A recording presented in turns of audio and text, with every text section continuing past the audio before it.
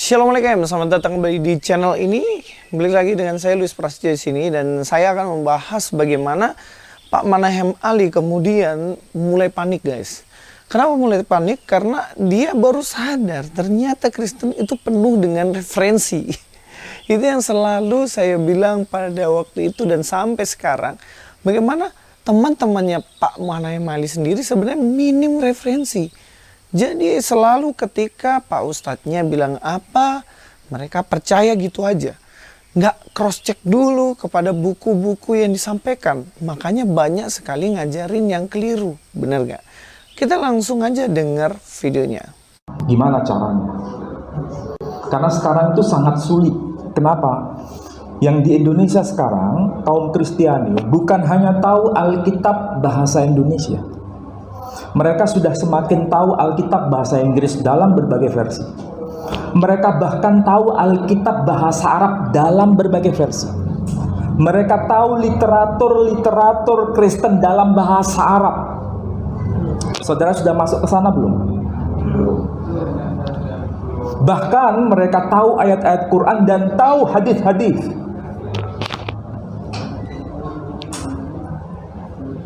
Jadi perjuangan ke depan semakin berat. Kalau dulu Anda cuma bawa Alkitab bahasa Indonesia cukup selesai. Sekarang nggak bisa. Bahkan mereka kalau menggunakan hadis bukan terjemahan, langsung kitab Sahih Bukhari bahasa Arabnya. Nanti saya berikan contoh. Tapi contohnya saya berposisi sebagai non-Muslim. Saya akan debat saudara dengan kitab saudara sendiri. Nah, di sini Pak Manahem Ali udah mulai panik, bener nggak? Dia takut, waduh ini nanti jamaah aku gimana kalau berhadapan dengan orang-orang Kristen. Sebab memang orang Kristen itu memahami Alkitab tidak hanya bahasa Indonesia, tetapi bahasa Inggris juga berbagai versi. Nggak hanya itu, ternyata bahasa Arab juga berbagai versi. Ternyata nggak sampai situ, ternyata bahasa Yunani, Ibrani juga paham.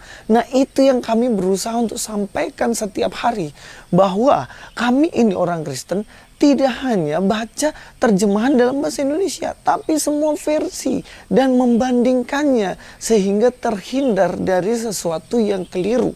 Karena terbukti ketika kita bahas semua baik dalam bahasa Ibrani, Yunani, bahasa Inggris, bahasa Arab, bahasa Indonesia, tidak ada yang bertentangan.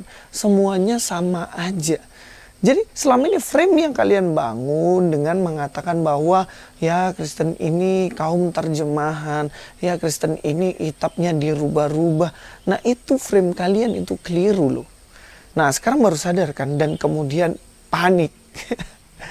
Ya selain itu juga ternyata didapati bahwa Kristen juga membaca Al-Quran.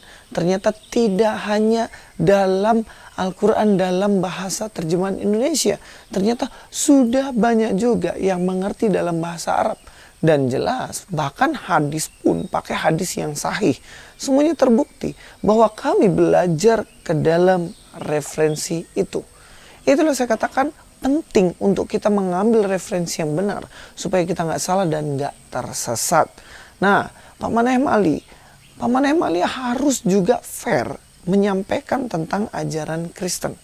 Nah, seringkali kan Pak Manahem Ali itu kan ngajarin Kristen, tapi sebenarnya muatan di dalamnya itu bukan muatan tentang Kristen. Oke, pelan-pelan, sekali lagi. Pak Manahem Ali dan teman-temannya seringkali kalau ngajar Kristen, itu tidak mengajarkan sudut pandang Kristen yang benar, tapi sudut pandang Islam. Sebagai contoh, Pak Manahem Ali selalu mengatakan bagaimana Yesus sebenarnya tidak disalib. Tetapi itu kan dalam versi Anda. Haruskah kalau Anda fair, Anda harus sampaikan Kristen memahami bahwa Yesus disalib.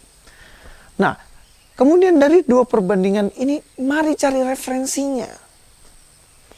Referensi baik sejarah, arkeologi, maupun catatan-catatan sejarawan pada zaman itu untuk membandingkannya.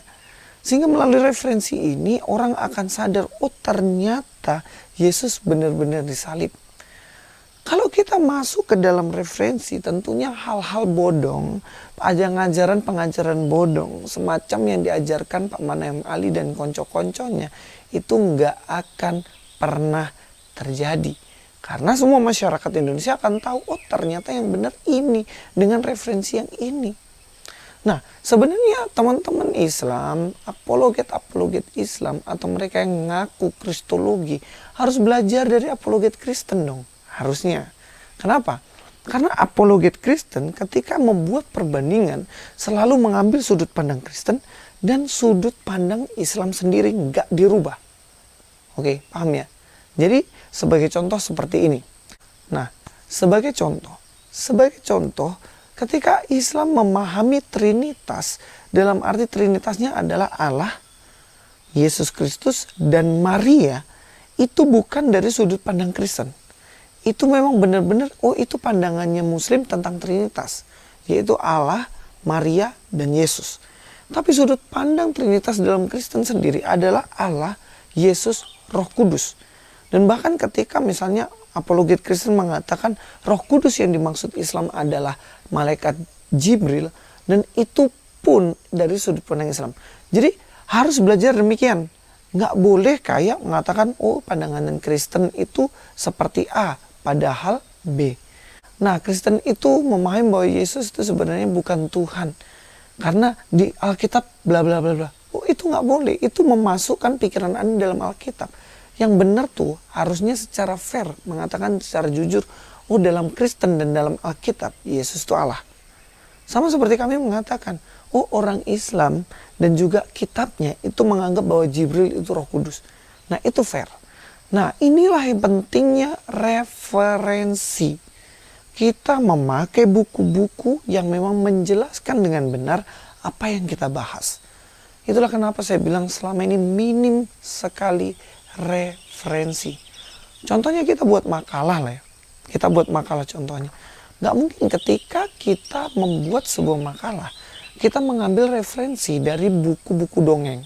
Enggak kan? Misalnya kita bahas sejarah Indonesia 1945. Kita ambil komik Jepang yang ada hubungannya dan bahkan itu cerita fiksi. Nah, itu kan keliru. Makanya kenapa kita harus mengambil referensi primer yang menjelaskan tentang kemerdekaan di 1945. Iya kan? Nah, inilah pentingnya referensi yang benar. Dan sangat miris sebenarnya sekelas Manahem Ali, sekelas Kainama, bahkan Kainama pun mengambil referensi tidak ada sama sekali yang sumbernya primer. Sumber primer itu apa? Sebagai contoh gini, sumber primer itu buku yang benar-benar yang pertama ya. Jadi yang menjelaskan yang pertama. Contohnya seperti Konsili Nikea. Konsili Nikea ini akan menjadi sumber primer utama. Sumber primer itu adalah ketika buku itu memang mendekati dari tahun itu. Jadi kalau ada tulisan tahun 2000 itu sudah sekunder gitu. Nah, buku primer ini penting. Jangan memakai buku sekunder. Bahkan kayak nama memakai yang kemarin kami bahas Zeraya, Sevanya, atau apa referensi apa yang katanya dari Rabi Yahudi. Padahal itu semacam Wikipedia di internet. Nah, itu kan jelas bukan sumber primer. Itu sumber sembarangan yang dicomot. Jadi kayak contohnya mau pergi. Misalnya saya mau pergi ke Jogja. Kemudian ketemu di jalan arah Jogja ke kiri. Dicomot aja. Percaya sama tulisan itu dan kemudian dia ke kiri. Nyasar contohnya. Tapi bagaimana supaya kita bisa benar-benar dapat sumber primer? Ya Google Map atau peta Indonesia. Nggak sembarangan comot gitu. Makanya itulah dilatih untuk kritis terhadap pengajaran, dilatih untuk kritis terhadap buku, dilatih kritis untuk menanggapi semua informasi. Bukan asalkan ustadz yang ngomong percaya. Bahkan dalam Kristen kan dilatih ya. Walaupun itu pendeta pun kalau dia mengajar salah, berhak kita kritik. Gitu. Manusia itu ada salahnya. Boleh aja kita kritik dan luruskan. Kita fair gitu. Nggak boleh ditutup-tutupi kebenaran itu. Nah, mudah-mudahan kepanikan Pak Manahem Ali ini membuat teman-teman dari Muslim sadar pentingnya referensi. Jangan asal percaya, apalagi kayak nama Nandar, dan konco-konconya. Sampai ketemu di video selanjutnya. Luis Prasetyo di sini. God be with you all.